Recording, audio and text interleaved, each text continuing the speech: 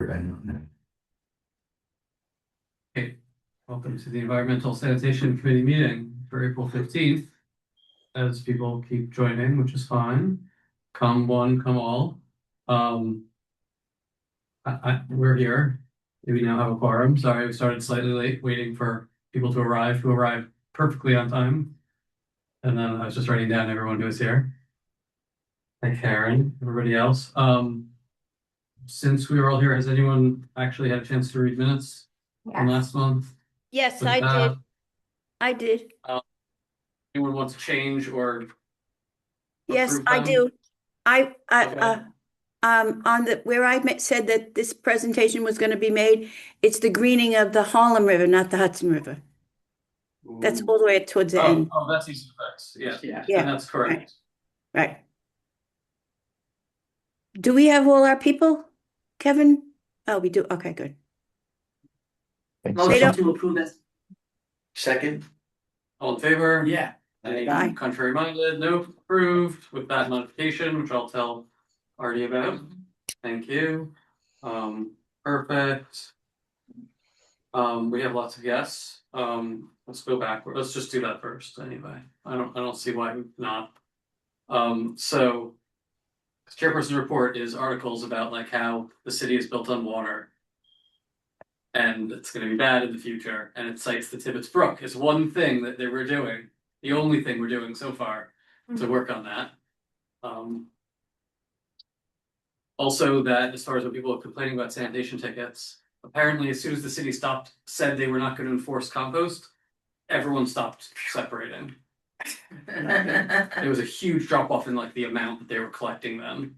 So So in a way, maybe it's good that now they're finding you again. So please separate your compost out. Yeah, well, I have my own compost plant, So even better. I was at 100. I was on the Upper West Side today, 110 for a food feeding, and I saw the bins out, the big black bins. Oh, nice. The Yeah. test bins. They were taking up so many parking. Yes, so, These bins. I yeah, saw them. super big. Because I that's saw like a one. big building, so that rather than they pile up trash, they just fill. But I bins knew instead. them. I like knew Which what they would were. be I was like cleaner, so excited you know? to know. I was so Yeah. excited to see them. I was so excited to see them, and I was so excited to know what they were. I knew what they. Yeah. For this one, and I have Karen to also ask, what is your opinion on eating fish out of the Hudson? no. I guess it's okay that if, they said it's okay. I mean, Well, they said it's okay like once in a while. Right, it is a Yeah, once in a while. right, Yeah. right. As Paul There's a explained it to me, as long as you don't eat the kidney or the liver, you're okay. Oh my god. That's You know so what? funny. Hardly anyone does. That's so funny. Yeah, right. Right? So they were like, don't eat the like green stuff. The in organs rock. that do the thing, that do the work, right? You're fishing after a rain because of the combined sewer overflow As long as issue. you're- Well, but it's also PCBs. We were already saying how the Yeah. PCBs are still in the fish, I would never. which is why they want them to keep cleaning it up. That's what we were saying last year. Mhm. And now they're like, you could eat them sometimes if you want. It's not that bad for you. That's Doesn't good sound point. like a ringing endorsement either. But there you go. It depends on the individual, some people are very susceptible to toxins. Through my career, I've been exposed to more toxins, you would faint if I told you all the things that I've been exposed to. And yet, you're still with us. Yeah, I'll be 79 if I last another couple of weeks, so. I'm glad. Thank God. Knock on wood. Okay, so next up is Hudson River Foundation presentation of all of you guys, whoever's presenting. It's does someone want to take control? I can show it too. I have it on here. I think Kevin, are you gonna share it? I can share it. Yeah, let me Do they want to Um, introduce it? pull that up. Yeah, and I'll kick us off to start our introductions and popcorn it to folks. But hi everyone, I'm Christina Carrero. Thank you again for giving us this time to present today. I'm the one who's been sending you emails. I'm the ambassador for the Bronx and Harlem Urban Waters Partnership, and hosted by the New York, New Jersey Harbor and Estuary Program. And so I'm actually going to kick it off to Rob for the next introduction. Hi, everybody. Thanks for having us. I'm Rob Perani. I'm the director of the Harbor and Estuary Program at the Hudson River Foundation, and I'll send it to Kevin. Hey, everyone. Can folks confirm everyone can see my screen? Yes, People in the room and okay, yes. online. Excellent. Well, I'm actually going to go to our introduction slide, so we have folks' photos up here. Yeah, hi everyone. I'm Kevin Doms. I'm a water resources engineer and the Hudson River bioregion team leader for biohabitats. We're an environmental consulting firm that's working with Harbor Estuary Program and Karen and New York City Parks on these green infrastructure feasibility studies. And I will pass it over to my colleague Ellie to introduce herself. Folks, I'm Ellie. I'm an ecological designer with Biohabitats. I'm based out of our Hudson River bioregion, which is located, our office is located in Brooklyn. Excited to be presenting today. And Erin. Yeah, hi, my name is Erin Holbrook. I work for New York City Parks in the Natural Resources Group, and my focus is on stormwater management and hydrology. Right. And then I don't think Sarah is And joining. you Yeah. know, you all know me. I'm Karen. I worked with them on this project from the Bronx Council for Environmental Quality. And Ellie, your sound is not great. Are you going to make the presentation or is Kevin? We're gonna split it. So I'm gonna lead off, Karen, Okay. and then if folks have trouble hearing Ellie, I can step in. But let's see when we get there. So I guess Christina, before I hand it up to you, I think just framing this for everyone, just like the agenda for the meeting, we just went through our introductions. Christina's going to give a little bit of background on the project and the grant, excuse me, and then I'll go through like a background on why HEP is doing this project, what we're looking at these sites, and then give a really quick overview of the site assessment that we've done, because I think we want to spend more of the time focusing on the toolkit we've developed and the draft concept design and next steps. So I think with that, see if hopefully my slides are progressing for y'all. I'll hand it over to Christina to just talk a little bit more about HEP. Thanks, Kevin. So just to give a little bit of background on our organization and the grant, I again am the ambassador for the Bronx and Harlem Urban Watershed Partnership. For those of you who are not aware of the partnership, it's a nationwide program. There are 21 locations, and it was initiated by the EPA, and the Bronx and Harlem location is one of the original 7 established in 2011.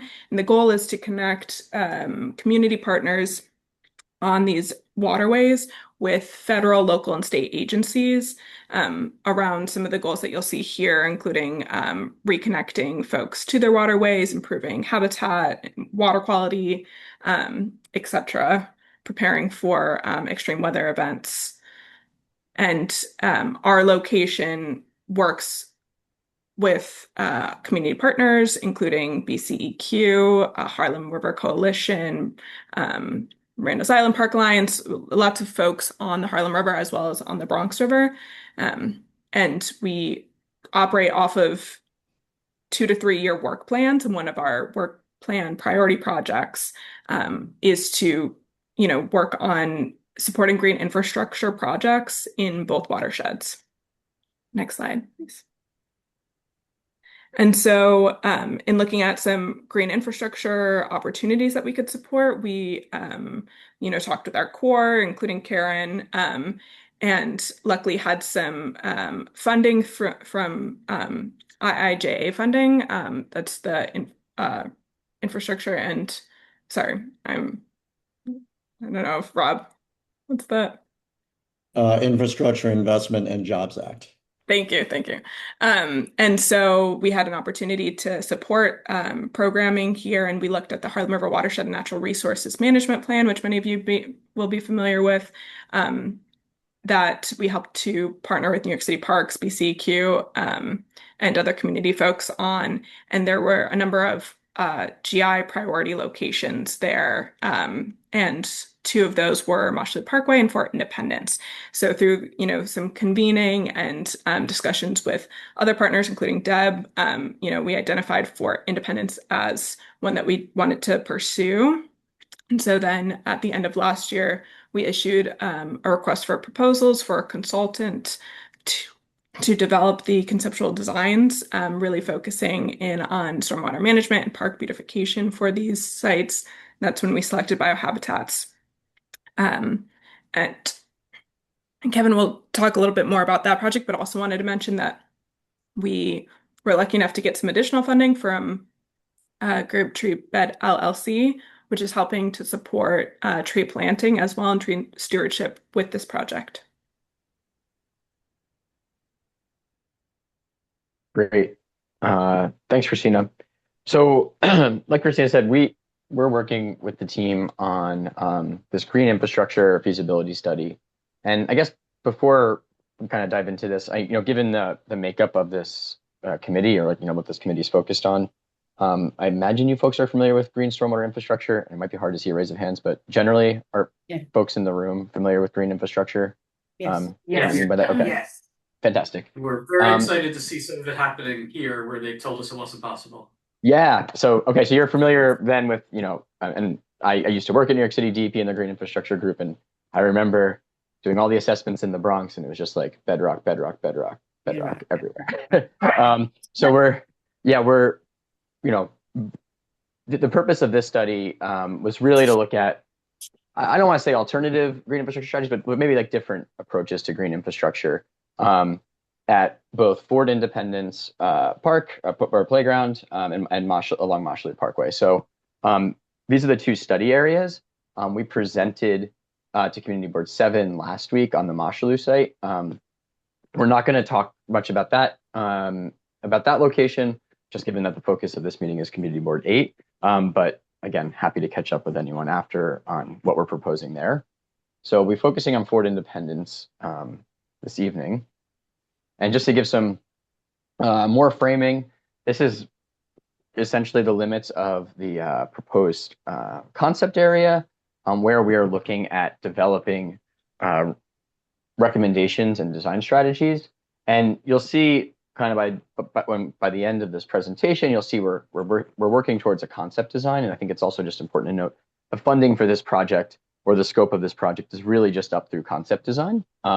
And then the idea is that what we produce in this project, with HEP and the other partners will serve as the basis for additional funding requests, whether it's through the city, through grants, looking at different funding requests to advance future design and hope, eventual implementation of the recommendations.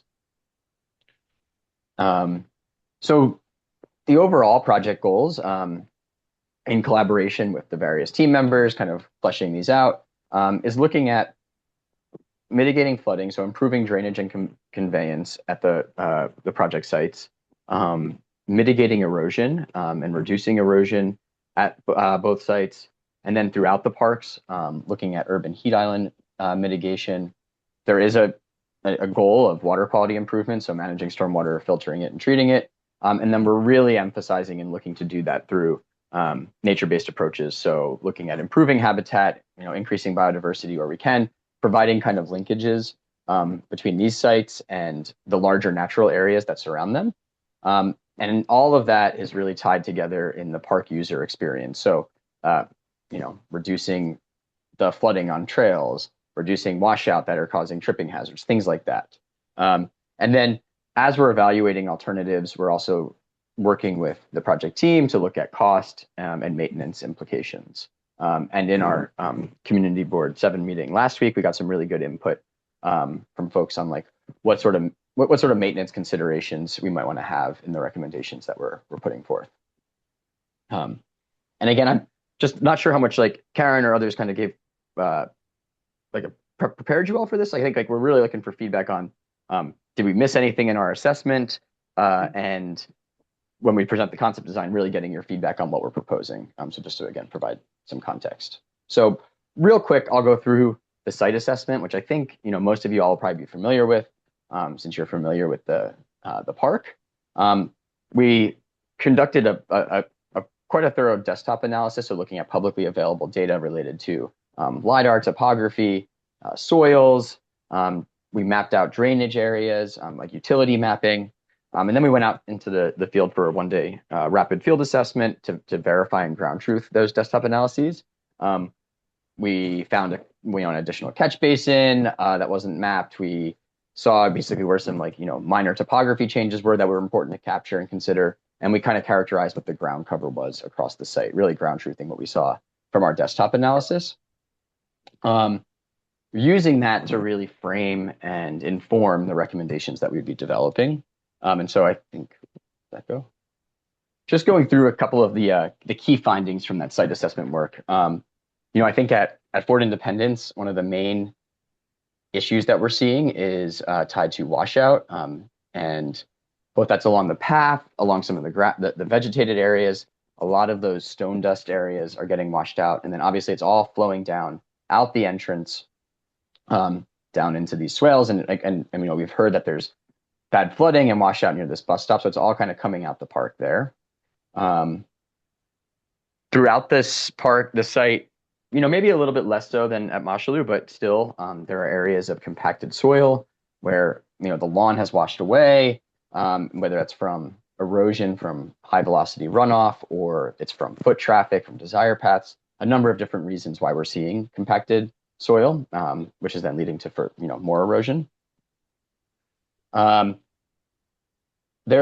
are a number of existing drainage conveyance features at Fort Independence. So along the south side, adjacent to the planters that are there, there's this grass swale that's conveying runoff down the slope and eventually out the entrance. So it is conveying the water, but it's not really slowing it down very much. It's just a grass swale. There are some catch basins along it, as I showed in the previous map. And then on the north side, north of the running trail, and just over on Stevenson here, in between Stevenson over here, is a cobble channel that looked like it was probably installed to improve drainage at the site.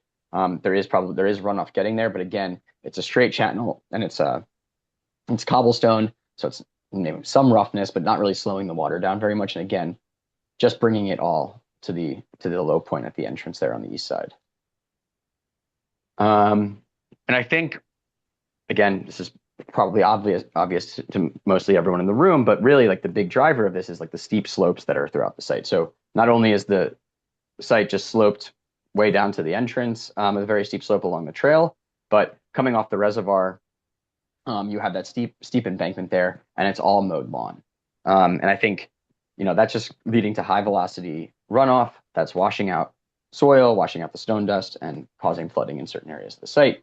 And then I think just also noting, because the slide is up, I think that embankment on the reservoir there is also just an important existing feature that we need to be aware of what we can do within proximity to that and what we can do within that embankment in terms of green infrastructure alternatives. We also noticed, there are some clear impervious surfaces throughout the park.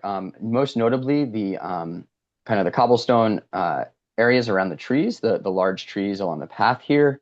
While they maybe were somewhat pervious at some point, they're filled in now, and so adding a lot of impervious surface that maybe doesn't need to be there. And then looking at the ground cover at Fort Independence, I mean, what's nice is there's those mature trees that provide really nice canopy, so intercepting rainfall that way. Those roots are probably very large, taking up a lot of water. And then there are some trees along that embankment on the reservoir, but for the most part, that slope is mowed lawn, which doesn't provide a ton of value in terms of runoff reduction and slowing that water down as it's moving down gradient. There is also some areas of, I don't have the map here, but part of our mapping was looking at bedrock mapping. There is shallow bedrock within the site. We did see some exposed bedrock, but ultimately we kind of took those field investigations and the desktop analysis and compiled it into this existing conditions-based map. Now, I'm not going to go into detail of what this shows, but what we're basically using this for is to map what existing conditions are and begin to prioritize where we want to recommend nature-based solutions for addressing these challenges. And through collaboration with Parks and Hep and Karen and the team, we came up with a suite of proposed green infrastructure strategies. Now, some of these are maybe pulled directly or very related to what New York City DEP has in their green infrastructure standards and their green infrastructure toolkit, but a good number of these are also more just like landscape changes and sort of maybe lighter touches, things like converting lawn to more of a meadow, or creating no-mow areas, or doing like more of a wet meadow that's not necessarily like the super engineered bioretention system that DEP likes to do. So it's kind of a combination of these lighter touches as well as the more maybe traditional green infrastructure that we think of when DEP is going out there and evaluating sites. And so based on that existing conditions site assessment, we sort of broke the site up into typologies or different zones based on the existing conditions and some of the challenges that we observed out there. And so that's what this map is showing. And again, because we have limited time, I don't want to go into a ton of detail here, but essentially each of these polygons, we have assigned a group of practices that might be suitable from this kind of toolkit that we've developed. So you can begin to look at this and say, okay, hey, if we have an opportunity to do a project up in this polygon, here's some of the green infrastructure strategies we might consider that would address the problem or the challenges and issues that were observed there. Similar with along the embankment here. And the purpose of this is to give a guideline on a guidance on projects that if you all or other project partners are looking at projects to move forward, you could take this and pick and choose lighter touch or heavier projects. I also should note that part of our deliverable will be a toolkit of these strategies. So we'll have, like a project cut sheet. What is the strategy, a description of it, some photos, and considerations around them. So again, like using that toolkit, using this typology mapping, beginning to see what might fit where on the site. And then based on this, we're now kind of at the stage where we're moving into some priority concept design. And I'll hand it off to Ellie to talk a little bit about that and how we prioritize certain strategies and prioritize certain areas of the site with the project partners. So yeah, take it away, Ellie. Can you hear me okay? Just want to double check. I can't. No. You sound like you're at the bottom of a well a little bit. Yeah, that's not great. That's better. That's better. Yeah, that's better. Stay right where you are. Okay. Closer, it was better. My computer is a little bit old, and so the fan is going. But okay, as long as y'all can hear me, that's great. Okay, so what we were looking at, like what you're looking at in this slide, is essentially like the priority strategies for Fort Independence Playground that we were thinking about. And so these are incorporating in our drainage areas that we drew. And so that's using topography and better understanding like kind of how much water would be going to each of these practices. So those are like the bright yellow lines. And then the 5 strategies that are highlighted are essentially in red, are the concepts that we are planning to move further forward because those seemed like the best strategies for us to use on the site, given what our project goals were. So I think we can just go to the concept slide, Kevin. Cool, thank you. Okay, so here's our initial concept idea. So we were trying to think in a comprehensive way for how water is moving through the site. So that's why when we have in the like the northern part of the site, yeah, Kevin, your mouse is super helpful. That's great. Yeah. So we have that the swale, which would essentially be replacing the cobble channel there. A little bit further offset from where the cobble channel is to be mindful of those trees and what their critical root zones are. And then we have these small vegetated depressions that will be able to, in storm events, according to DEP standards, it should be about 3 inches of ponding But that would only be during rainfall events. They will be dry during other periods.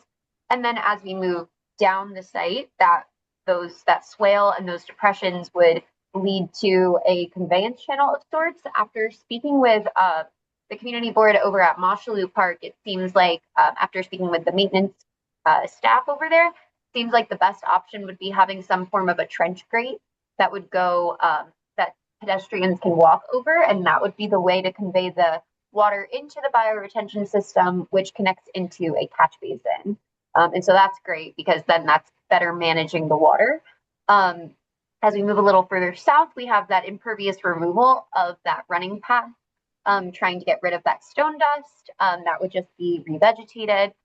There were 2 stumps that we observed, so those would be tree plantings. Whether or not they are enhanced tree pits would be dependent on geotech and dependent on kind of like the logically, if that makes sense, given the drainage areas to those.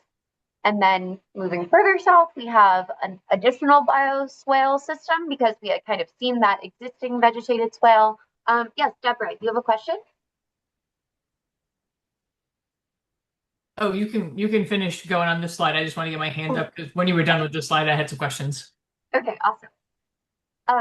So we have this additional vegetated swale. We had kind of seen behind the landscaped plantings that there were kind of those existing swales, as Kevin had mentioned.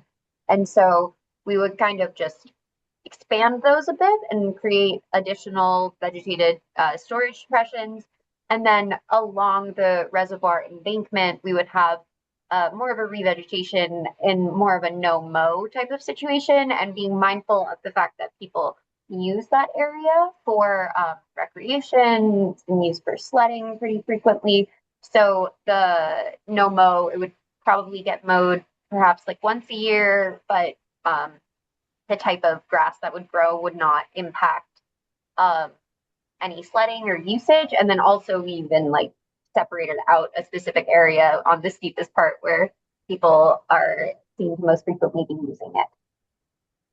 So yeah, okay. Deborah. So I wanted to just in terms of feedback, I'll introduce myself. So I am the organizer for Drone Park Friends and Neighbors. We take care of this park. We're the park steward in this park. So I know this area really well. I'm also the chair of the Parks Committee for Community Board 8. So I'm wearing 2 hats. I'm excited about this project. It's great to have these conversations because water has been a real bear for a long time, and I really would be thrilled to never have to shovel this track off of the walking paths and out of the sewer again. A couple of things. One, so where you've got vegetated swales with storage depressions, that the part that is in this map, we'll say it's to the south of the planted beds. There's actually a cobble channel under that. It's just completely filled in with dirt. Really? But it's entirely a cobble channel there as well. Yeah, I kept telling them that, but I wasn't in the park when they walked there, so I missed that part. But yeah, it's completely filled with rocks. So it's totally filled in. But there's Deborah, that's interesting. So that it's essentially a mirror, well, not a mirror, but a very mirror similar of to the cobble. other side. And, yeah. and do you know, does it go? Do you know how far up it goes? Because it's interesting. I mean, it does look like a grass swale now, so it's just sedimented in and filled with grass, and then they just mow it, and yeah. Yeah, it just filled in. How far does it go up? I don't know for sure. I think it mostly tracks against the planted beds themselves. Okay. So where the plant. I mean, at least that part I can validate because that's we're in there weeding and those planted beds, and it's on the other side. It's just underneath stuff. It would be great to have the ability for runoff to get into the planted beds. I'll say like that we have to haul water. We have several throughout the park. We have several places where we can connect hoses, but this walkway area particularly is very sunny and it gets very dried out. And it would be really great to get a lot more water into these planted beds down here. So if Could you? if there was a way to just direct that water, opening up Mhm. the curbing so that water could be channeled in like you would with an enhanced tree pit, You that mean the would be ones helpful. that are next on the reservoir The, side? On the oops, reservoir sorry. side, The yeah, reservoir side. Okay, right, where the right. These here. actual planted beds are. Behind them is that Yeah, these guys, gully. right? Yeah, right, Yeah, exactly those. Okay. right. That's so. Um, Deborah, I have a question on that. When you yeah. say get water in there, I understand it from the irrigation perspective. I mean, it looks like those planters are quite well maintained and they're pretty robust and like, how they're doing. So I imagine you want to keep the same vegetation that's in there. You're not suggesting to convert them to a like bio retention system. No, not at all. I mean, the we plant we are always planting and replanting, and things die and things live and things go on. But I wasn't suggesting taking out the existing plants and putting Hmm. in something else because there's like nice old Yeah. shrubs in there that do a good job of absorbing water. It's just Hmm. the water is often running very quickly down the walkway, right Hmm. past right where we need all this water. Hmm. And then it does the same on the hill. It'll go down the hill and then it'll go into its little Hit the stream and curb, it'll hit the trickle. curb and go. Yeah. Hmm. Yeah. So from both sides, there's this opportunity for water to be going into Yep. these planted areas, but the water goes right past them. Okay. That's And great so, feedback. I mean, you wanted to do work in those planted beds and you wanted us to, like, we would try to remove the plants that are there and put them someplace else while you guys did the work, and then we could bring them back and whatever, plant them back up again. But it would be helpful to have more water in those beds if we're trying to catch and retain water here. Hmm? And then where you've got the running track, I normally what I observe in the park when it rains is that all the water goes down the running track and it doesn't really go down this where they put the cobbled channel. The cobbled channel seems to have no relationship to where the water runs. I think it does get intercepted. I think you're right. And that cobble or that running trail is eroded out, so it's just a channel now, right? It's It's just a basically just a channel. stone channel. Right. Yeah. Yeah, but it's always like that. Like what you see last year, that was completely rebuilt 2 years ago. So it Wow. almost immediately starts to wash right out again. There's a It's substantial really, amount of water that goes down there. right. Yeah. So I said that we didn't really need that other channel. We don't need that as a running path. No, I think it would be fine as just a nice Yeah, a grass, doing some sort of just simple vegetated area, and then just really trying to channel the water into that running path where it wants to Hmm. go anyway. And then either the problem with the running path is that it has a little metal lip that runs the whole way, so none of the water can get to the tree pits. So so it's trying to get to the tree. It could, in theory, go to the tree pits, but it cannot because of the metal lip from the running path. Yeah.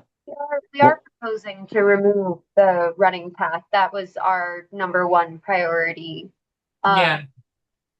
So, And Yeah, so but when you remove the running path, it's not just the rock; it's also that metal lip the edging. that's forming the shape of the tree pit. Hmm. I, Everyone else I is- have one other question actually on just that point of the running path, because so also we have draft concept design here, so we're kind of in like Yeah. this is a preliminary concept, so this feedback is awesome. We're going to look to integrate this into the final concept design, and so like this layout, we're sort of following the existing cobble channel. I understand what you're saying, Deborah. The water doesn't actually make it to that cobble channel. I think if we were to fill this in, maybe it would, but the other thing is we're showing topo lines here. This is based on LiDAR, so we would want to have a bit more refined survey before we to get a more refined layout. But it could be that maybe this swale comes a little bit more over this way and like takes up parts of the running path. I think being cautious of the tree roots in that area would be important, but I think we could show that a little bit more, I don't know, ambiguously, but for everyone here, maybe to know this channel can move around once we get a more detailed survey. So it's actually at the low point. Yeah, I mean, because the running path has been dug out, it's the Mhm. lowest point. So I think that also is part of what's feeding this. Yep. And then where you've got bioretention all the way on the far right. Outside the entrance, Oh, right? that's outside the entrance. So right Mm. before that, right before where basically the very end of the park where you've got your stone wall and the gates. Yeah. That's where Yes. no, on the inside of the park. So this is actually, this is inside, System is inside the park, yeah. it's That is inside the inside park. the park. Oh, Okay, that's, okay. Let me well, see. then where is the entrance? Oh, I see. The entrance is just off the screen here. Oh, okay. All right. Okay. Okay, okay, that's what I thought. So yeah, where that bioretention part is where the sewer connection is, where normally it's filled. And I think it would be great to kind of plant that up more. Like Yeah, that's where this is, all the water goes. yes, this is, there was, I don't even actually, Ellie, Christina, I don't even think we found this catch basin. That's what this little rectangle is here. Is that's a Oh, it's drain? there, yeah. Yeah. I actually found I was looking back at pictures from when we visited with Deb, like back in 2024, I think, and in my picture it's there. But then when we went back for the visit last year in Very, November or something, it was like we couldn't find it. Oh, So I very. was wow. like, maybe I It made was it all, up. it was all But filled yeah, in Yeah. and yeah, it was All filled mapped. in. Well, we used to have a fixed post park staffer who stayed in Fort Independence, and she and another guy, another park worker, would clean out that sewer. They would take the top off and they would dig out all of the gravel from it like once a year. And so when she retired, it's got now like 3 years of debris in there. So, so that's, yeah, the idea there would be to convert that, what is now kind of, I don't know, it's an accumulation point for all the stone dust washing off the trail, really, like into a planted area. Bioretention, if the geotech is right, or maybe it's like more of just a wet meadow, but yeah, something that is designed to hold the water. It would still need to be maintained, but it's not going into a drain and cleaning it out. Yeah, I mean we've got a bunch of plants planted within like that first 5 feet in front of the tree, those three trees. Mm-hmm. But it's really super shady. And so it's a little bit tricky and it's super shady and the kids like to go down the hill and sled and I recently discovered that the reason my fence keeps getting run over is the kids are hitting it with their sleds when they're on snow days. So Going across the path. they're going see where it doesn't have any green or any gray like Yeah. right there? They're going right Yep. down there and they're going right into your bioretention Yep. area. Yep. Yeah. Because it's the lowest point. Mm-hmm. Yeah. They're not stopping at the trail. It Yeah. doesn't stop They the just go- trail because the trail's all covered with snow. Right, Yeah. right. But which is fine in the winter as long as things are underground in the winter, you know. Mm-hmm. You may be able to recycle the stone dust and use it as a way of capturing the water, and holding it before it evapotranspires underneath something. I like that, Karen. Yeah, yeah. Because it's going to be a lot when you get finished. Hold on, just in case it's hard for people on Zoom to see, Laura Spalter's been waiting patiently with her hand up. Oh, yeah, I'm we sorry. can't see any hands. No, We can't see any this is hands. not so important. I just have a quick. lost my. Thank you. I just have a quick comment. When I hear cobble channel, swale, trenches as a way to, move water, I just want to share my observation at Vinmont Park and around the ball field and around the park. Those trenches, swales, cobble channels, they're always filled in with debris and leaves. And I just wanted to say there really needs to be a lot of maintenance because it was designed to move, water and move it to other areas. And nature has just filled them in. And that's just, I just want to make that observation that I hope there's maintenance with all these They don't have people to mechanisms. do it. I understand that, but that's my observation. It's Eliminate. a design, Laura, I think they're talking it's about a good removing design. the cobble channels here because they don't do anything. To your Right. point, they're all filled in with dirt and debris and grass and Oh, stuff. okay, I misunderstood. I heard Yeah, no, trenches they're and getting- swales. it's getting Those are the removed. things that we depend on right now and they don't. Okay, very Get rid good. of- Thank you. That's, I just want to make that observation. maybe just to your point too about the maintenance, I think this is something that kind of came up last week as well, but just to make the point that like there will be part of the package includes like points on, maintenance, like what, identifying what maintenance support would be needed. And so that's something we hope to, if there's Mhm. additional feedback on that. Great. Yeah, Yeah. so when you're talking about vegetated swales, what kind of vegetation are you thinking about? It's like, what kind of plantings are you thinking about outside? Well, I guess in general, what are you thinking about planting? Um, yeah, I can take that. We're thinking of doing some herbaceous like within the vegetated swale, and then perhaps some more like woody shrubs, kind of closer to the fence. Being very mindful of sight lines and of maintenance, and of course, Okay. of in an urban park, thinking about also trash accumulation. But the shrubs maybe on the side, the I guess eastern side of the swale, uh, would be more as kind of a screening from that fence that there is, because there isn't really anything on that. There are a couple of existing trees. And then it would be more native herbaceous that can handle the larger uh, amounts of water. So we're thinking maybe some butterfly milkweed, golden sedge, oxeye. That, Maybe some asters. I like asters. So are you thinking just tender perennials, or what kind of shrubs are you thinking about? we haven't figured out the shrubs yet. Okay. We will have a plant list though in Yeah. the concept. So if you all have thoughts or recommendations, again, you're presumably the ones who will be helping steward this, right? So I think your input is super valuable. I'm happy to send you we have Yeah. a plant list because I've been working with the Parks Department just to slowly kind of convert it to native plants because it was not planted native when they did the capital project many years ago. So that's why you see all the spirea and butterfly bushes and things like that. Um, but we've been trying to add in a lot of native stuff. So I'm happy to send you our list, our palette of what we Your palette, that'd be great. when stuff opens up. Yeah, That would be awesome. it'd Because be we could awesome. definitely just build off of that. That's a perfect resource. Okay. And then I think I want to also just be clear, because again, the comment about the channels and yes, the vegetated swales that we're proposing are somewhat serving a somewhat similar function to the cobble channels and the existing grass swales that are out there.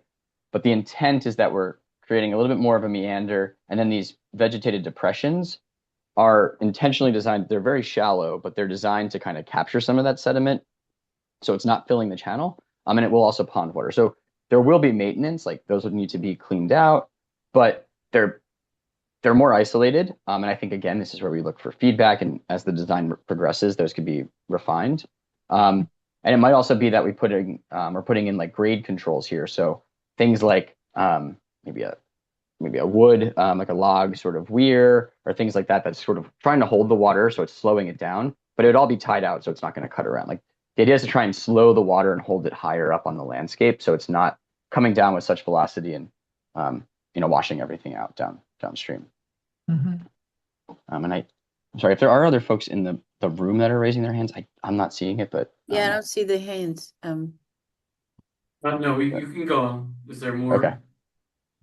Yeah, any other questions, comments, or feedback on the concept design? Just one question about is there another slide for the next further up, or is this because one of the pieces is just how do you capture the water starts going down that walking path a little bit higher up the hill, right? Mm-hmm. And so are you thinking about directing it into the tree pits? Is that So we focused, it's a good question, Deb. We for the purposes of trying to prioritize, we focused on the lower portion here with the idea of managing. So we're essentially showing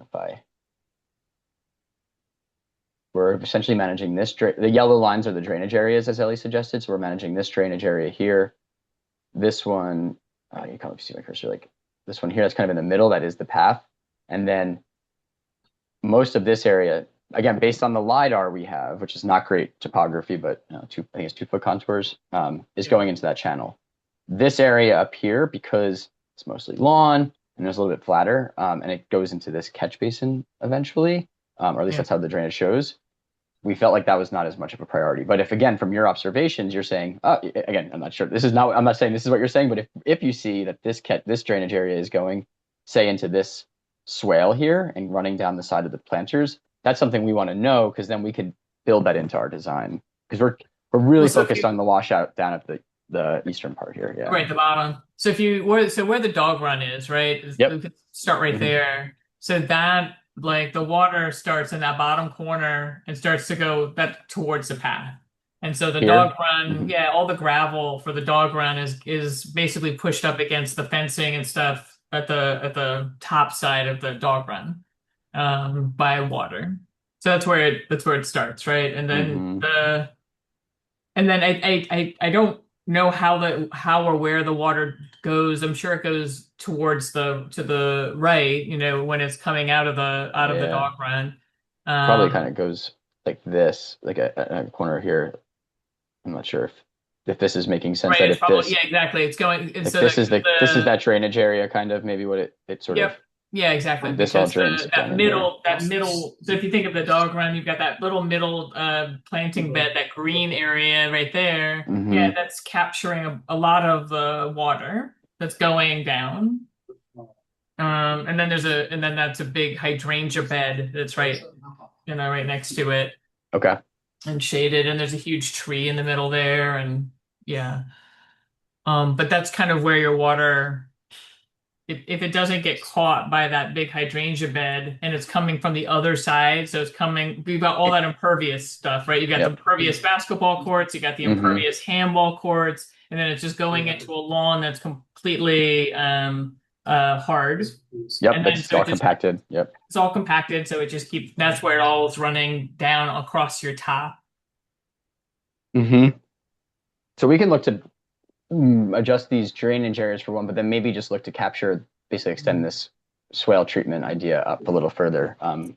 We could talk about that. Yeah, that would work, because it's not walked on. It's like it would be people leave that part alone. They don't really tend to go right behind those beds in that section. Right. So I think that's kind of coming up right to here. Okay, that's great. Yeah, it would be that's the next bed. Yep. I think though, also, don't you think that we have to remove the whole path in the park? I think Like, that the path, we can't leave it up at the top. I mean, this path, the main path, cobble path with the stone dust, because it runs through the park. It runs all the way through the park. Yeah. But I think you would be talking about the problem, Karen, with that. I was thinking about that because it came up in a different conversation back in the fall, because they're renovating the playground, right? And so that whole playground is getting renovated, and there will be some bioretention elements that are part of the playground renovation that go right up to the edges that are part of your consideration, and maybe that's by design. But that they specifically identified the playground as stopping at that running path, and that the running path was not going to be touched in the playground area. And honestly, that the running path is stable, doesn't seem to run too much. It gets into the planting beds a little bit, the gravel does, but it's not the way it is once you get from that peak of the hill all the way down to down through this area that you're focused on. So, I mean, Karen, I think it would be hard to get the path removed, but I think there's probably a way you could just end it at grass, and people just would pop over to the regular running path, Right. Our recommendation was to have it end at one of the entrances to the dog park. To the dog run, right here. The logical location, which unfortunately for the concept slide is off the screen. But that would be. I think you actually would want to end it a little bit earlier. That if you would want to end it at basically the drinking fountain, because there's a little planting bed that's directly in front of the workout area, So you got your basketball courts and your handball courts, and you have a workout area, and you have a planting bed, and the little path is the running path is running right between all of that stuff. And then it Mm, stops, and there's a walkway that goes into the handball courts and stuff, and you like can just over end it here. there. We could Hmm. just make that a to phase two and, because Yeah. obviously, so some of these things could happen as a capital project and some of them could happen as just an adjustment, like it depends. Right. Yeah, exactly. But right in there, some places where you want to stop it.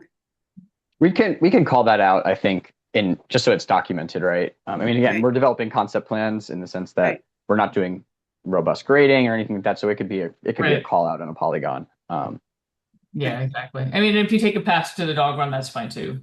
Mhm. It doesn't actually start deteriorating until much further into this project. I just wouldn't want to see those rocks again, coming down the hill. Mm-hmm. Just see. All right. Okay. Laura, I know this is very, very preliminary stage, but as the project moves forward, it's a wonderful project. What will you be needing from the board? Great question. So let me go to the next slides here. Okay, so this is all great input. So I think the first thing we needed was feedback, things we missed. Again, Mhm. this is great. So very good to hear this. We still have a little bit of work to do on this project. We will be going and doing geotech, so we'll understand some bedrock depth, infiltration, which will help us refine the design a little bit. And then we'll be wrapping up in June these concept designs, and that's kind of the end of this scope. So the next steps are identifying funding for future design and implementation, and whether that's for everything we show here, or just parts of each of these. I think that's important and can be more of a discussion. Christina and Aaron and others, please jump in. But I think like from the board, we'd be looking for any sort of advocacy if there's certain elected officials or others who could put this into a budget or advocate for this as capital projects. Biohabitats, we work with like nonprofits all the time, helping folks secure grant funding to advance projects. So if there's grants that you or again like maybe Karen, maybe it's like nonprofits go after, looking at funding to like progress the projects, I think that's one of the main next steps. And then also the continued stewardship. And I think, there's already amazing stewardship happening at this park. So I think we're very excited about doing something that would align with what you all want to see out there. And we could put it in as a budget item for from the Parks Committee. And maybe combine it with, I don't know if you can do that with the environmental, because of the bioswales and the GI that's going on. So, Well, how much money are we talking about in terms of what's the scope? Oh, I don't think you will have a cost estimate with the final package. We don't have the estimate. Are you thinking like $1 million, $2 million, $50,000, 200,000? You know what I mean? More like than yeah. Probably the full scale would be more in that million. The full thing would probably be more in that $1 million range. But I think what we are looking for this, and I might say millions, but what we're hoping to deliver to the project team and you all for this is that toolkit so that you can maybe pick and choose. Maybe there is a $50,000 grant and there's one of these pieces you can do for $50,000 that'll have some benefit. So that will be in some ways identified in the final deliverable we provide in terms of like the toolkit and those recommendations. But we will have a cost estimate for the kind of this prioritized concept. and then you could also, Deb, use this for almost any park, that's around, because it's we're all in the rock. The whole community is rock, Yeah, the goal is, so this is kind of a bit of a, a pilot project in a way, in that we're looking to the goal is to advance more green infrastructure projects, looking at some of these smaller projects as well that maybe don't meet DP qualifications, things that we know are priorities and could be advanced to next stages just a bit at a time. And so being able to apply similar strategies that we used for this project to some of those other locations throughout the Bronx, really, and being able to use some of the the toolkits that Kevin and Ali have developed, again, to apply to some other locations. So that's one of our next steps. And as Kevin mentioned, we from HEP and the Urban Watershed Partnership,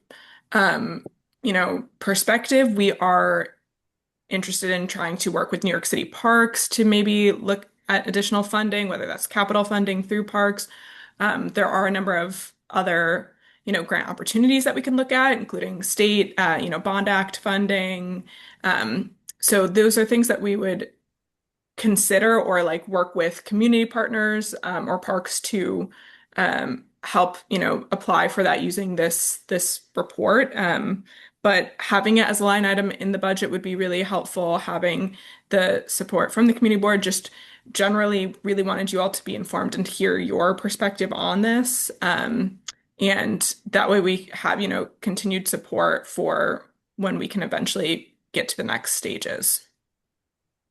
Well, that sounds wonderful. I mean, please continue to keep us informed.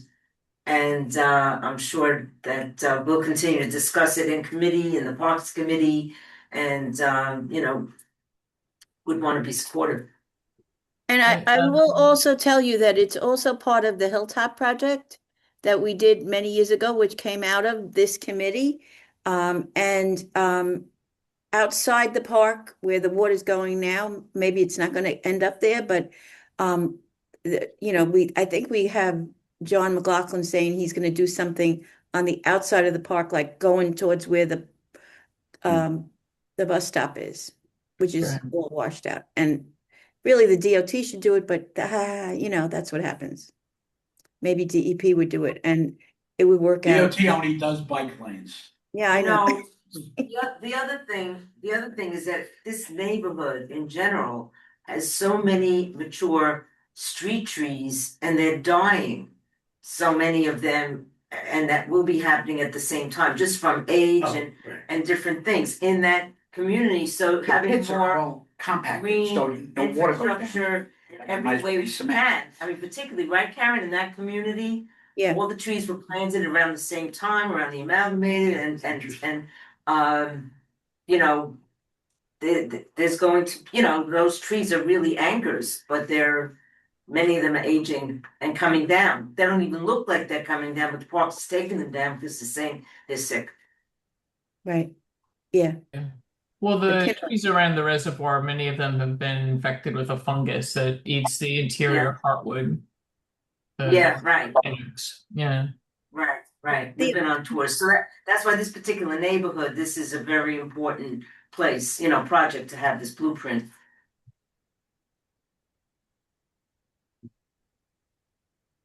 So Daniel, what is the committee's capital priorities for fiscal year 28? What does that list look like? Do you have all 5 categories already filled with existing urgent projects? Because the Parks Committee has quite a few, we've had to knock off some good projects in order to get we only have one capital thing. I think everything's expense other than, asking for them to do something about the Spine-Dival combined sewer overflow. Right, but if we put it in, isn't that just going to go to the DEP? Are they going to? We could ask them to fund it too. That's another thing. It is in two. It goes on a community needs. It goes on a community needs. Okay. List, all right. Yes. Right. Yeah, because this is one thing that's actually beneficial is that ENS and Parks are opposite. The Parks Committee has nothing but capital projects and very little expense projects, and ENS is the opposite. Right. And it's not like we haven't discussed this with the DEP. We had them there first, and they couldn't do it. They said, "Oh no, it's not enough water." Not enough water. Right. I think, and that's honestly the catchment area is not big enough, and that.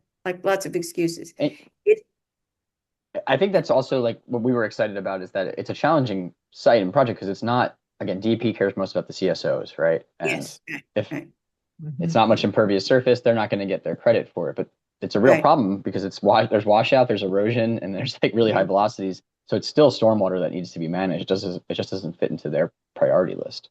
Right. But if we did get the, uh, like Christine said, if we did get the Bond Act money, which they have a whole section on green infrastructure, Mhm. I mean, the Parks Department would have to put the application in, but that would be, we could put that, it's still become a priority of the community board. Well, to put my parks chair hat on for a second, Karen, is there Yeah. a world where some of this stuff we're talking about is very small, really? We're Mhm. just talking about the removing of these cobbles or some of the removing of the impermeable structure that's supposed to capture water. Maybe it's just disrupting some of the curbs of the planting Mhm. beds so that water can get into them. Maybe This seems like the digging kind out, of yeah, between the blocks, between the trees, digging out the Yeah, section. removing the part of the track. I mean, part of you certainly need permission from parks, but I do wonder if there's a universe where it would be substantially easier to do if a private entity got permission to do it. Well, Or or doesn't Parks have any amount of money to do any little tiny things like that, like to basically as upkeep in all their parks? They And have so couldn't in-house, certain they can things do in-house stuff. We're they working do, on getting right? them for money, obviously, but that They didn't do work. state of good repair projects, but for example, the state of good repair projects, we have two competing ones right now. There's a Bruckner box that needs to be replaced at Henry Hudson Park. We've been waiting for 5 years for that, and it just got knocked off again because there's a 16-inch depth runoff in front of Wave Hill, and over by the Palisade, right next to Riverdale Park. So And I so, don't know, like if like say for instance, we got money from the assemblyman, because he has money. And right. he was going to use it up by the Grove. Um, if he could get that money in there, I think he has to give it to Parks because it's a park. The Grove money? Wasn't it a DEP project though? But nobody talked about it. Nobody did it. And it was going to be the Greenway, But you usually know. DEP just earmarks out of its own capital budget, doesn't it? Or did the assembly or the council member actually allocate money out of No, they were discretionary? gonna, no, I'm talking about the assemblyman. He has some money and he was gonna give it to whoever was gonna be in charge. The Grove was owned by the DEP, so that would go there. But I think if you were in a park, I think you have to give the money to the Parks Department. Yeah, I don't know if that's true because, for example, in Fort Four, when the backboards were replaced and when it was resurfaced, I think that there was an outside nonprofit that does that work for the Parks Department as a program. Like they are allowed to do that, and they did the same. They did a basketball court. They've done a Field of Dreams. There's a Field of Dreams nonprofit that does that for baseball fields. So I do wonder if a green infrastructure nonprofit could also get permission to do a project as long as it was all, clearly had clear designs and stuff for the Parks Department to approve. Right. Yeah, I mean, I think Karen, just the Putnam Trail is the DEP And is yeah, doing the the stuff, and Putnam that's in the Trail, park. And that's But the all Put- DEP paying for that, you know, No, and it's a the lot of Putnam money. Trail, no, the Putnam Trail was done by Parks Department. Yeah. Even the part that's not done yet? Are you thinking of something other than the You mean Putnam Trail? 'Cause the Putnam Tibbetts, Trail's complete. project? So I don't know. Putnam, what do you call it, Putnam South? Yeah, okay, got it. Yeah. Putnam Well, South is Well, a we have to DEP find project. out. Deborah, I mean, you're absolutely right that, Parks has, memorandums of understanding and legal agreements with, any variety of nonprofits to do stewardship. But They does did one it. exist for this park? With Well, so you? there's no MOU for a nonprofit to do stewardship in this park. It's done on a volunteer basis. Right, but not Um, like but yeah, not like Van Cortlandt Park Alliance, or, no, I mean, that's the not like closest. Manhattan. They wouldn't do like something like that really for such a small park. But like for example, the folks who did the four backboards and basketball courts, all they do is basketball courts, and they just go park to park to park. So they have an MOU with parks to do those projects, but then it's much cheaper, and then they can just pop in and they can do it in 6 months.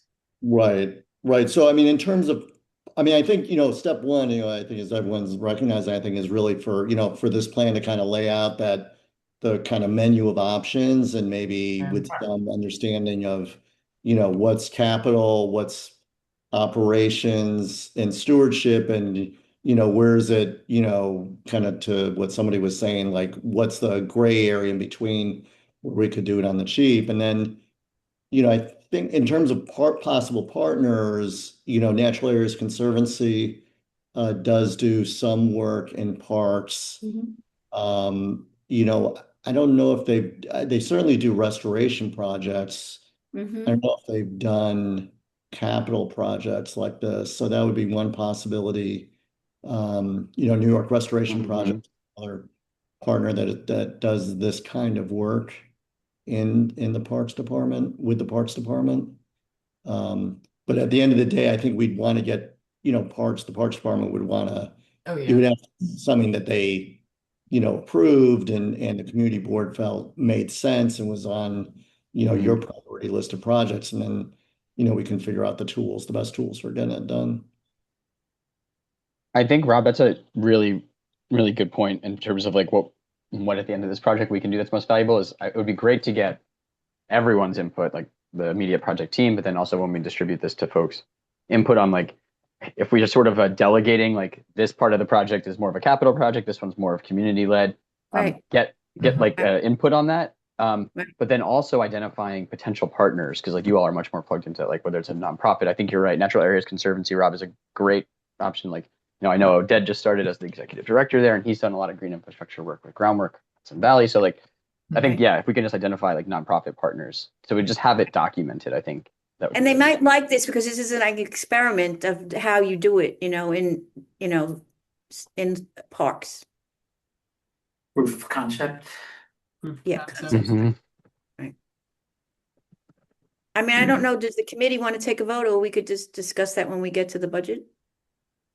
Yeah, I think so. No, thank you for the presentation. No, I think that was great. And we look forward to seeing the final toolkit and everything. Yeah, thank you. Thank you. It's really very impressive. Thank you. Thank you, everyone. Okay, and we Really could always appreciate the make it a joint parks, environment and sanitation thing, right? Well, exactly. We could ask for it from both, and whoever provides funding works with the Well, other she's one. not gonna want to ask for it because she's got no room. Yeah. She's got all those Yeah, parks. that's Yeah, right. Well, which is why it could be a request for DEP to be helping parks with green infrastructure in their park if parks can't do it themselves. Yeah, they do that. They do work, the DEP does, they're doing work in Van Well, Cortlandt exactly. I Park. mean, they're doing the Tibbetts Brook. No, but they're also doing other work in Van Cortlandt Park that's not Tibbetts. Right, exactly. And it's all stormwater, actually, because it has to do with the, the drain. Right. And this It is all relates to combined sewer overflow, avoiding that, so absolutely, we can absolutely. make that case, it's all about that, and they have a mandate. And this is in two outflows, both 056, which is the Tibbetts one, and the next one, which I think is 066 or 060. So it's two big CSOs. Okay. Alrighty. Thank you. Thank Yes, you. thank you, guys. All right. Thank you, everyone. Yeah, thanks, Really everyone. nice meeting you all. Appreciate all the discussion. Yeah. Thanks.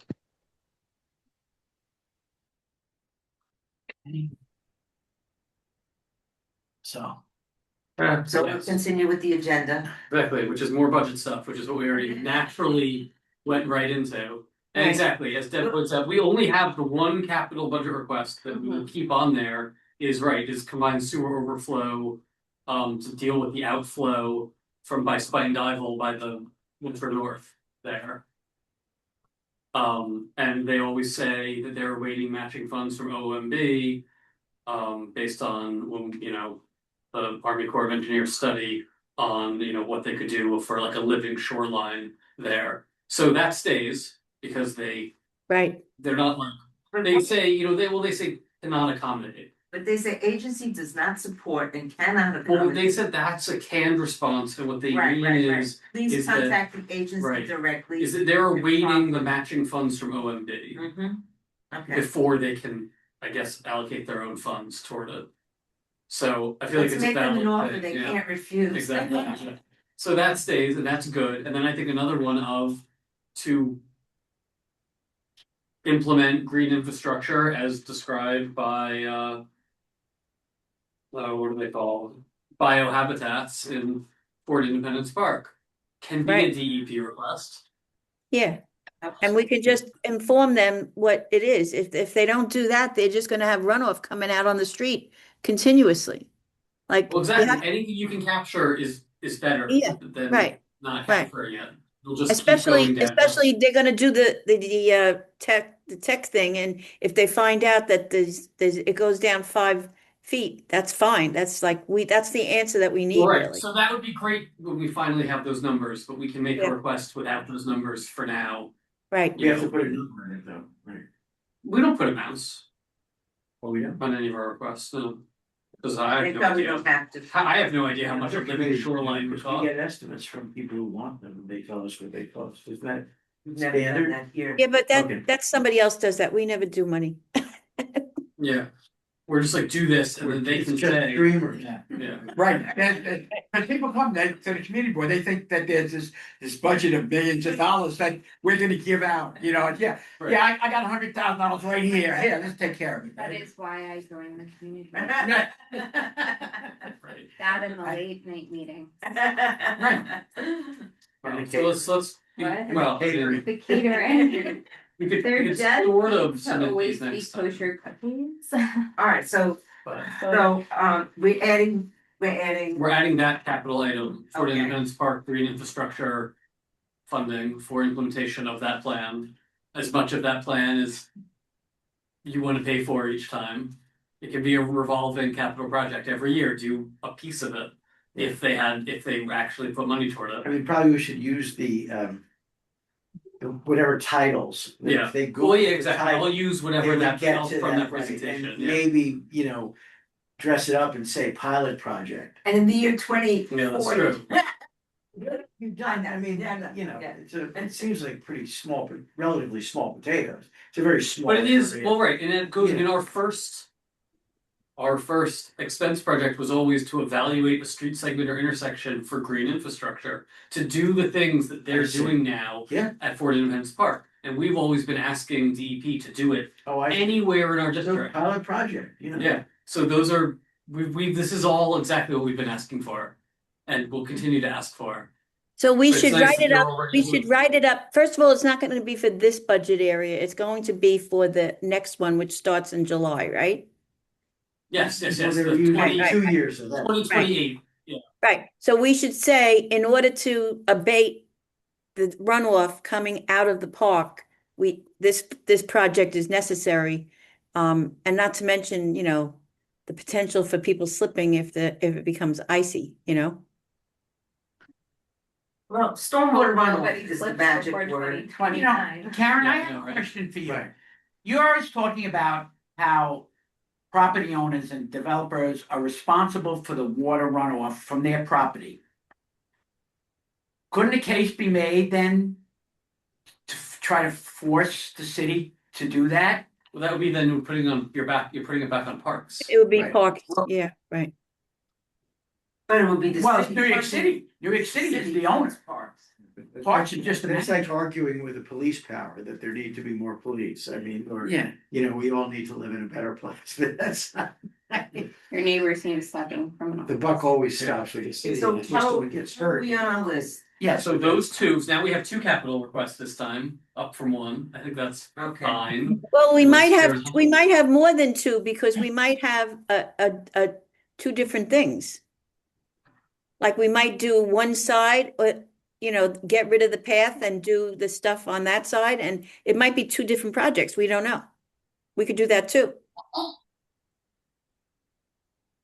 Or Deb, do you think it's better to do it all together?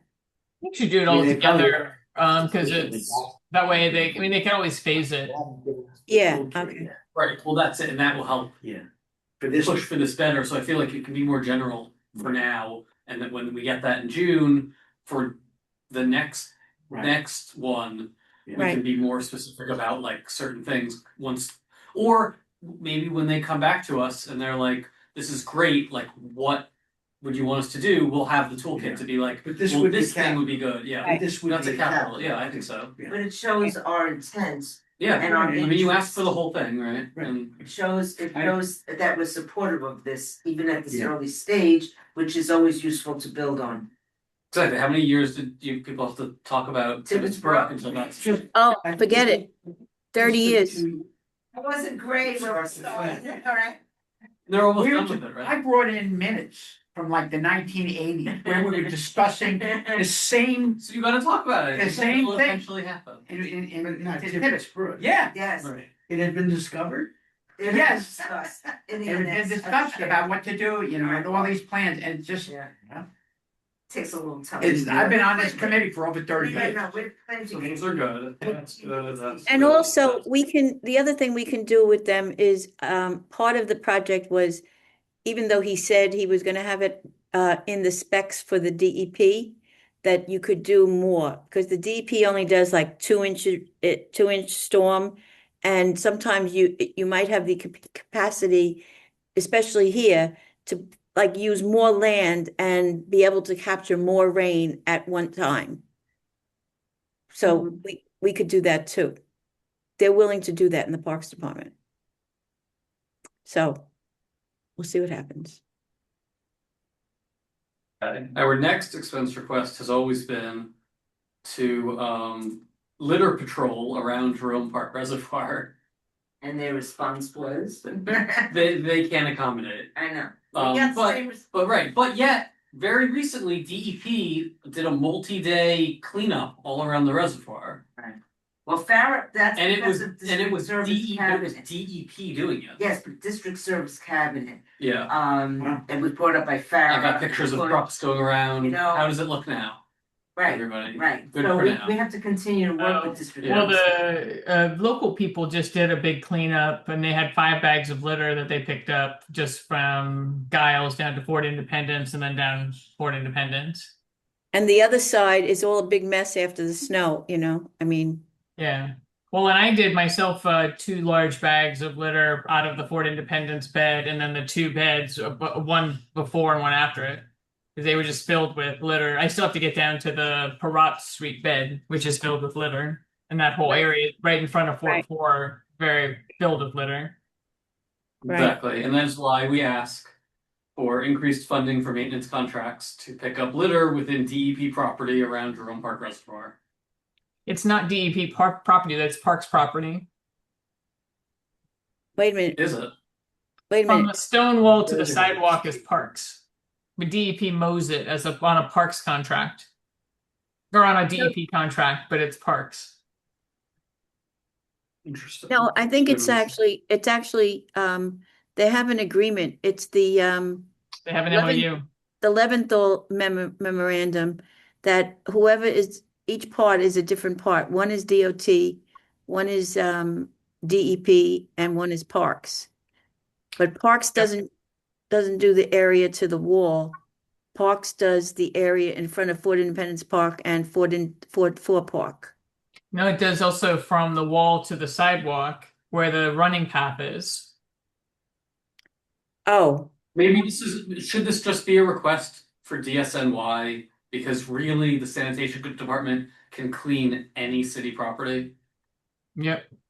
And That's a good point them because they to changed the clean up law. So now sanitation can go onto Parks property to Yeah. pick up litter. That's a good point. oh, okay. And I feel like that was in order to simplify things like this, where you have like every other party being like, well, that part's not mine. And then they're like, well, that part's not mine. And I mean, And we we don't know care that litter if litter DEP stays cuts the right on the grass. DEP property. Yeah, and let it them never cut the grass, blows but onto the parks property. Right. I someone know. else will pick up the garbage, This right? is- Yeah. Right. Let's put that on. So I think this should sanitation really be a list. sanitation request instead. Yeah, we'll move Yep. it. Because exactly, they They're can let coordinating them do it. everybody, Well, they right? should. Yeah. Yeah, And as also pointed out, a lot of, and around there, I don't know, this is something maybe Parks can talk to about, Deb, at your next meeting. A lot of the mapped trash bins around missing. the reservoir are missing, and on the map they're listed as Parks Department trash cans, not DSNY trash cans. So that Yeah, might because the be Parks that- Department just put those tins out and they put them because the sanitation wouldn't do it. Well, but I Right, didn't but think now I they're not didn't think even that they there. would. Park I says didn't they think they are were going to make it onto sanitation. the map unless they were official Okay. sanitation trash cans. The parks ones are on that map too. The Parks ones are on the map too, and they're listed as Parks ones, but they don't exist anymore, or some of Well, they them. don't exist anymore because the parks guys, if they have to walk and carry a heavy, one of those things, they carry it once and the can goes right in the back of the truck. And that's why. They used to have a fixed point person at Fort Independence Park, and then Aquarius is not there anymore. She retired 3 years ago, and so they're much less likely to be picking up trash around the reservoir because Right, they but if have that's to a come map over too, from well, they have to come over from There's- St. Mary's. I have a friend who used to work. Right, but if So there's one of the- supposed to be a bin there, like if it was decided like this is a place we have a bin, it should be a little easier to ask for it to be like replaced. Those guys. And have like to if a do bin was Yeah. summoned there, then more trash would go into the bin than carry not. 55 Yep, gallon. agreed. Oh, right, I mean, obviously someone would have to pick that up, but there They do must it be, Yeah. there are parks people picking up from cans that are in the park. Cause they're not all non-existent, there are cans, like near the playground, like there are, in certain places. But like other ones on there that are listed as parks ones, like Are if missing. they could put them back, that would be nice. 'Cause if you asked sanitation, they would say like, well, that's a parks bin, so that's for parks to like put, one of the like ones with like the iris or whatever, I don't know, whatever kind of bins they use. Yep. I'll make a note of it, and then get the map over to Joe. Yeah, I mean, you can search for the link, but it's okay. And then I heard that the Mm. chief is retiring. I Who forget is? his name. The chief is the guy who does all the maintenance stuff. Oh, Foch. No. Oh, Skeens, Coons. Coons, yeah, that's good. That's good. I think I missed his party, but Yeah, the legends are retiring. I don't know if they're gonna replace him and then who knows what's gonna happen. They replace him with a 12-year-old. So yes, our other ones are all of our dream requests, like funding maintenance and operation of Tibbetsburg Waterway once completed. And I mean, I know we're asking for that one early, but Well, we've That is your- requested in the parks fiscal year 28 budget priorities, we requested staff for new day park. okay. So fine, this is okay to ask for things way early. Yeah. Because it's not that way early, because it's for fiscal year 28. So they have That's submitted already their needs requirement, or not needs. The Stephanie has submitted their request for what staffing that they need for the new park. Right, So and they're then thinking our other about it. ones are our sanitation requests. They supported, but the funding is not available at this time, which is a nicer answer than the like. Like if I had money, I'd give it to you. They're like, yeah, No. they're like, that is a great idea. We wish we could do that. So it's like That things is- we're doing, like funding for manual litter patrol in environmental justice designated areas. They're like, yeah, that's a Should good I tell idea. them what areas? And I do, and I list Okay. them, yeah. That's and better than like. So we'll keep asking for that Even for if sure. I had the money, I still wouldn't. Right. Right, exactly. Like agency does not support. It's very important to us to know how you feel. Right, and same for expanding e-waste recycling. I will continue to ask for that because there is not enough. Like, where do you? I mean, take it to Staples is like, or out to Orchard Beach like once a year.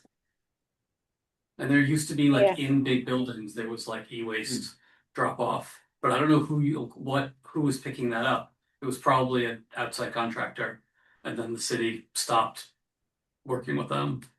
I don't know if you remember those, Deb. There were like electronic recyclings like in buildings, Yeah.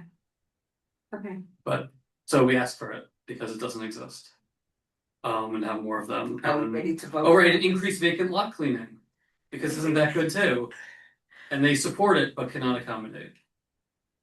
So are we Funding not ready, available at this time. are we ready to vote on all this? So is this, we keep it mostly the same, adding the new capital item, and everyone's happy with that, and I'll write it up somehow? Yes. Deal. Anyone opposed? I've got one No, question. exactly. Uh, Yeah, yes. One question. The Bruckner box in Henry Hudson Park. That's another one where it's kind of half. DEP is Parks is saying DEP is supposed to do the work, and DEP is saying Parks needs to do the work. Can you explain to So us what we- that is? Because I don't know what that is again. Just remind me. Well, this was on our budget 2 years ago. Dad, are you Yeah, saying you wanna same. go 50, And 50 on it DEP with came that? back saying that they did their part. Yeah. And that the water goes past that, like they did their job, and that like it shouldn't be requested of them anymore because now it's up to Parks to like plug into that. So Parks you know has now what? said that they did their job and that they have When you fixed have- the part that was not working and But replaced when it. you have two agencies or more, you I have know. to go to district service cabinet and see if they could wrangle it out. Because they amongst both them. acted Well, like they did their part, like Not through this. Well, so they were because- saying it was capital, that you need to put it as a budget priority, and then I've been pressing on them to just do it as state of good repair because it's just a break in the pipe. Like that should not be capital. They just need to dig up the street, and then DEP needs to just connect the pipe to the thing that Parks fixed. I agree. so- I agree. It shouldn't be a capital or an expense budget item. It should be referred to the district service cabinet. Farrah's has had it on the district service cabinet meeting agenda for years. I've asked Jody to draft a letter. We're going to send a letter to DEP and Parks to complain to both of the commissioners that they need to talk to each other and fix this because it's wasting a spot, I think, on our priorities. But I wanted to flag it since if you don't have any capital stuff. Yeah, I'm putting this under new business, and I'm gonna talk to Farah, and also, right, let's talk to both of them here because, right, this doesn't need. I don't even think this needs to be a budget request anymore. Okay. Because, as you say, they might have already done the expense things beyond. I don't know, whatever last. They just I'm need to dig up sorry. the street. Isn't this for the hydrant that's not working? There's no water in the hydrant? Is that what we're It's talking for about? the hose tap. For the It's where hydrant? It's where she plugs in, not the hydrant, it's where she plugs into the Oh. Oh, okay. All right. yeah, hose I connection. don't know. Rocker box is Henry Hudson. Or did it just say her? How much is that? I mean, they did it already, though. It's there, right? That's what you were just talking Yeah. about. It's already there. Oh, I thought it was on the list. It was on the list 2 years ago because they told us we had to add it to the list, and then we had it on our list too. But this year I put my foot down and I said, it seems to me like it's a good repair thing, and they're both popping it back and forth. And there's playgrounds that could be on our list. Like it's so like I don't want like and the same with you. It's stupid to fix something you broke when you dug up the street as a community need. Oh, Right. yeah. And I know how much playgrounds cost. I'm in the business of playgrounds. So yeah, exactly. So I think we just let's work on $100,000. bugging them about that more without it being. That's doesn't need to be on the $100,000? list. To the tune between 100 and 120. Okay. For players. Yeah, from start to finish. Well, they should do more of them. And bathrooms over $1 million. Yeah. Oh yeah, so when's the bathroom happening in the park? Is that Which one? the one in like the northwest corner that they're adding? That's 3 million, and that's happening. It makes my playground look like Next peanuts. year, I think? But isn't that a great place for there to be a bathroom near that playground that doesn't have one? Right. Mm-hmm. That new playground we put in there? Yeah. People are. No, it's not going to be that far north. It's at the north end of the parade ground. That's a ton of money. Oh, even so, okay, that's still a Sorry, I'm perfect ready good to go. area. Oh, I I'm see. ready to go. Okay. Yeah, it's not all the way north. All right, so that's that, and then that's it. Any other new business? So we have consensus Yeah. on the budget. This will be the budget. We'll actually maybe give them on time instead of after the next meeting. So perfect. Daniel, I want to congratulate you. Thank you. on Thank you. shepherding this Congratulations. through. Mazel tov. Yes, All right. Thank you, Deb. thanks. Oh, my Thank you for pleasure. your Good to see you insights. all. Good night. Good Take care. Good to see you. During the meeting. Yes, I'll All in second it. favor? Meeting over. Thank Meeting you all over. for Thank coming. you, Thank you. everybody. Okay. Bye, guys. Good night. Good night, Karen. Good night. Good night. I had to start talking because I was.